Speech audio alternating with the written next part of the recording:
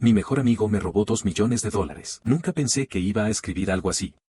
No porque no haya pasado, sino porque durante mucho tiempo traté de convencerme de que, de alguna manera, no era tan así.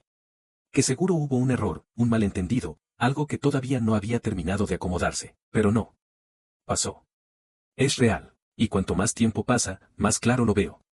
Con él nos conocimos de pibes. No voy a decir éramos inseparables porque suena a frase hecha, pero en la práctica lo éramos. Estábamos siempre juntos. Mis viejos lo conocían, los suyos me saludaban por mi nombre. Pasé cumpleaños en su casa, él pasó navidades en la mía. Cuando no había plata, no había para ninguno de los dos. Cuando alguno tenía algo, se compartía sin preguntar. No éramos socios, no éramos compañeros de laburo, éramos amigos. De esos que no necesitan hablar todos los días para saber que el otro está ahí. De esos que se dicen las cosas de frente, o al menos eso creía yo. Yo siempre fui el más obsesivo con progresar. No porque él no quisiera, sino porque yo tenía esa cosa adentro que no me dejaba quedarme quieto. Probé 1000 cosas, la mayoría salieron mal. Perdí plata, tiempo, relaciones. Él estaba ahí escuchando mis frustraciones, diciéndome que ya iba a salir algo. Y cuando finalmente empezó a salir, cuando por primera vez vi que algo funcionaba de verdad, él fue el primero al que se lo conté. Al principio no era nada loco. Un poco de plata. Después un poco más. Después números que ya no se cuentan en miles. Y en cada etapa él se fue metiendo más. Opinaba, sugería, preguntaba. No imponía nada, eso es lo que hoy me resulta más claro. Nunca me forzó. Siempre parecía que la decisión final era mía. Cuando llegué al punto de cerrar todo y quedarme con $2 millones líquidos, fue la primera vez en mi vida que sentí que podía bajar un cambio. No vivir como un rey, no despilfarrar, sino simplemente dejar de estar en modo supervivencia constante. Pensé en mi familia, en asegurarme un futuro, en invertir con cabeza. Y, obviamente, pensé en él. No en darle plata así porque sí, sino en incluirlo. En hacer cosas juntos, en que crezca conmigo. Porque cuando alguien está a tu lado cuando no tenés nada, sentís que se merece estar cuando tenés todo. Ahí fue cuando empezó a manejar más cosas. No oficialmente, no con un contrato gigante, sino con accesos. Cuentas, movimientos, trámites. Yo confiaba. No revisaba cada cosa. No controlaba todo. Y eso, que para muchos es una irresponsabilidad, para mí era algo lógico, estaba confiando en mi mejor amigo. Recuerdo una charla puntual, semanas antes de que todo se fuera a la mierda. Estábamos tranquilos, hablando de la plata como quien habla del clima. Me dijo algo como tenés que entender que con esta guita ya no podés manejarte como antes. Que había gente que, si veían números grandes, se podía tentar. Yo pensé que hablaba de terceros. Nunca se me cruzó por la cabeza que se estaba describiendo a sí mismo. El primer indicio fue mínimo, una transferencia que no reconocí. No faltaba plata importante, era un movimiento chico en relación al total. Le pregunté. Me explicó con seguridad, con palabras técnicas, con una calma que me tranquilizó. Me sentí un boludo por haber dudado. Literalmente pensé, mira si voy a desconfiar de este tipo por una pavada. Después hubo y otra más, siempre con explicación. Siempre con lógica, siempre con esa sensación de que yo era el paranoico. Y cada vez que dudaba, pensaba lo mismo, si no confío en él, ¿en quién voy a confiar? Hasta que un día entré a la cuenta principal. No estaba el número. Al principio pensé que la página no había cargado bien. Actualicé. Nada. Cerré sesión. Volví a entrar. Nada. Me quedé mirando la pantalla varios minutos, sin reaccionar. No sentí pánico inmediato. Sentí una especie de vacío raro, como cuando todavía no terminas de entender lo que estás viendo. Busqué otras cuentas. Vacías, movimientos masivos, todos encadenados. No era un error. No era un hackeo. Era algo hecho con tiempo, con conocimiento, con acceso total. Lo llamé. No atendió. Ahí empezó algo que no se lo deseo a nadie. Te espera, estúpida, ese autoengaño de pensar seguro ahora responde. Mensajes que quedan en visto. Audios que nunca se escuchan. Horas que pasan. Después días, y de golpe entendés algo que duele más que la pérdida de plata, esa persona ya había tomado la decisión mucho antes. Cuando empecé a revisar todo en detalle, fue peor. Firmas mías en documentos que nunca leí a fondo. Autorizaciones que en su momento me parecieron trámites. Cuentas a mi nombre que yo no manejaba. Todo estaba armado. No fue un impulso. No fue una locura de último momento. Fue una traición planificada. Y mientras más claro se volvía todo, más se me mezclaban los recuerdos. Charlas viejas, frases que en su momento no significaron nada, silencios que ahora pesaban. Me di cuenta de que yo hablaba del futuro en plural, y él hacía rato lo pensaba en singular. La plata era mucha, sí. $2 millones no es algo que se supere fácil, pero lo que más me golpeó no fue eso. Fue la sensación de haber vivido una mentira durante años, de haber compartido mesa, risas, problemas, con alguien que en algún punto decidió que yo era solo una oportunidad. Esa noche no dormí. No por la plata, sino porque entendí que algo en mí se había roto, la confianza ciega, esa que no se aprende, que no se tiene. Y cuando se rompe así, no vuelve igual. Y lo peor es que todavía faltaba lo más difícil. Después de esa noche entendí que ya no estaba en shock, estaba en modo automático. El cuerpo seguía funcionando, pero la cabeza iba por otro lado. Comía porque había que comer, dormía porque el cansancio me ganaba, hablaba con la gente sin escuchar del todo. Todo el tiempo tenía la misma imagen en la cabeza, la pantalla vacía, el número que ya no estaba, y su cara, sonriéndome como siempre. Los primeros días fueron los peores porque todavía tenía esperanza. No esperanza de recuperar la plata, sino de que apareciera, de que me diera una explicación. No una excusa, una explicación real. Quería escucharlo decirlo, quería entender en qué momento había decidido cruzar esa línea. Pensaba que, si lograba entender eso, tal vez el resto dolería un poco menos. Lo llamé desde otros teléfonos, nada.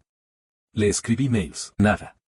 Hablé con gente en común, nadie sabía nada, o nadie quería saber. Ahí empecé a notar algo que antes no veía. Cuando una traición es grande, no te quedas solo económicamente, te quedas solo socialmente. Hay gente que se corre porque no sabe qué decir, otros porque no quieren quedar en el medio, otros porque, en el fondo, sospechan que si a vos te pasó algo así, por algo será.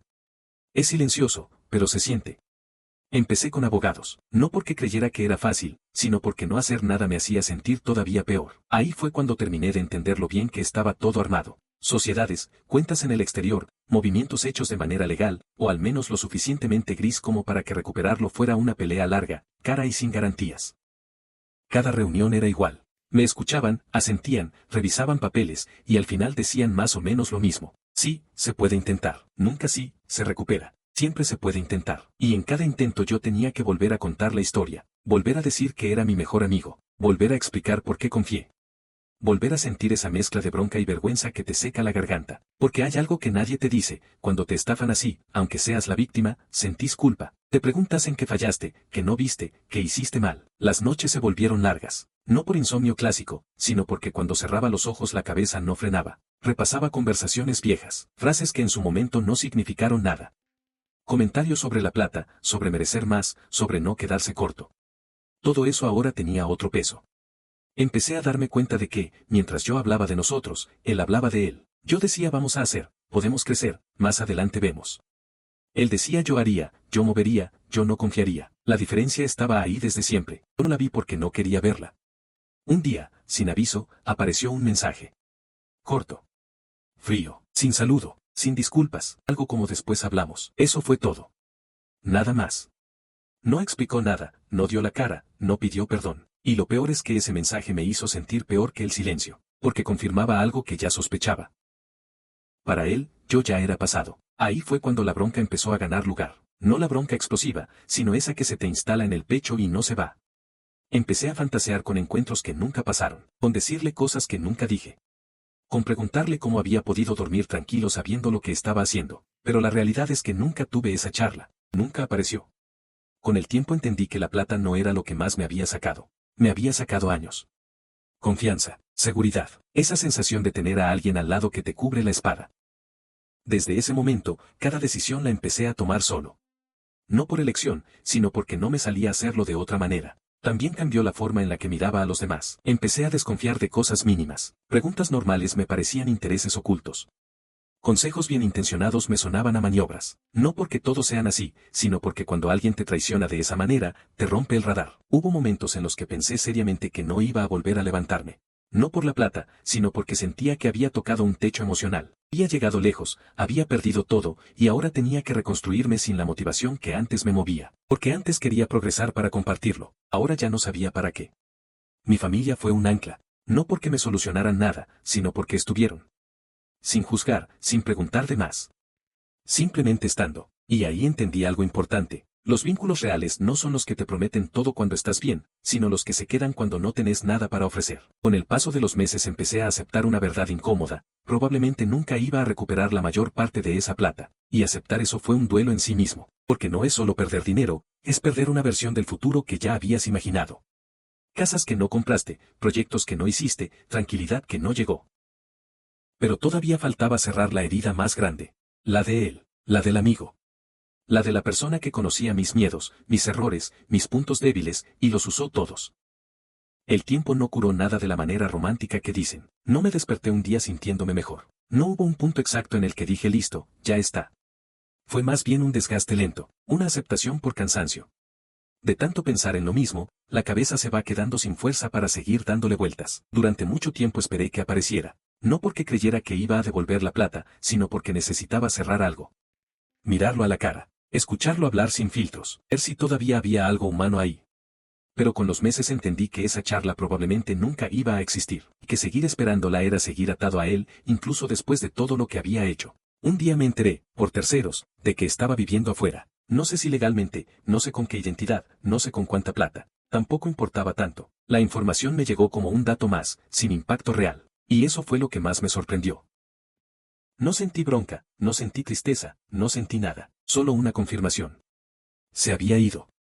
Y no iba a volver. Ahí entendí que el cierre no iba a venir de su lado. Iba a tener que construirlo yo, solo, con lo que quedaba. Y lo que quedaba no era mucho. No en términos económicos, pero sí en términos emocionales. Estaba cansado, desconfiado, más duro de lo que me gustaba reconocer. Volví a empezar, no con grandes planes, no con ambición desmedida. Volví a empezar de manera básica, ordenando ideas, reconstruyendo rutinas, aprendiendo a tomar decisiones sin consultar a nadie. Al principio se sentía raro, como si siempre faltara una voz, como si estuviera haciendo trampa al avanzar solo. Con el tiempo esa voz se apagó. No porque la olvidé, sino porque dejó de ser necesaria. Y ahí apareció algo nuevo, una versión mía más silenciosa, más observadora, menos impulsiva. No mejor, no peor. Distinta. La plata volvió de a poco. No millones, no cifras que impresionen, pero lo suficiente como para vivir tranquilo. Y algo cambió en la manera en la que la veía. Ya no era una meta emocional, o una herramienta, nada más. Dejó de representar seguridad absoluta, porque aprendí que la seguridad no está en un número. Hubo momentos en los que me pregunté si hubiera preferido no haberlo conocido, y siempre llego a la misma conclusión incómoda, no. Porque si no hubiera pasado esto, probablemente hoy seguiría confiando de la misma manera, creyendo que ciertas personas están por encima de ciertas decisiones, y la realidad es que nadie lo está. No hablo más de él, no lo nombro, no lo uso como ejemplo, no porque lo perdoné, sino porque ya no quiero que ocupe espacio en mi vida. La traición más grande no es lo que te hacen, sino lo que permitís que siga afectándote después. Si alguna vez me preguntan qué fue lo que más perdí ese día, no digo la plata, digo la ingenuidad, digo la versión mía que creía que la lealtad era automática cuando había historia. Hoy sé que no funciona así. La lealtad se elige todos los días, y hay gente que, cuando tiene la oportunidad de elegir, elige irse con todo. No me volví frío. Me volví selectivo, no me cerré. Aprendí a mirar, a escuchar silencios, a no confundir cercanía con confianza. Y aunque suene duro, agradezco haberlo aprendido antes de que la vida me sacara algo peor. Nunca recuperé los $2 millones. Y, siendo honesto, ya no los quiero de vuelta si eso implicara volver atrás en el tiempo. Porque volver atrás también sería volver a confiar en alguien que, en el momento clave, decidió que yo era prescindible. Hoy estoy bien. No espectacular, no invencible. Bien, y para alguien que perdió tanto en tan poco tiempo, estar bien ya es bastante. A veces pienso que, si algún día lo cruzara en la calle, no sabría qué decirle. Probablemente nada. Y esa es la mayor prueba de que, al final, seguí adelante, no por venganza,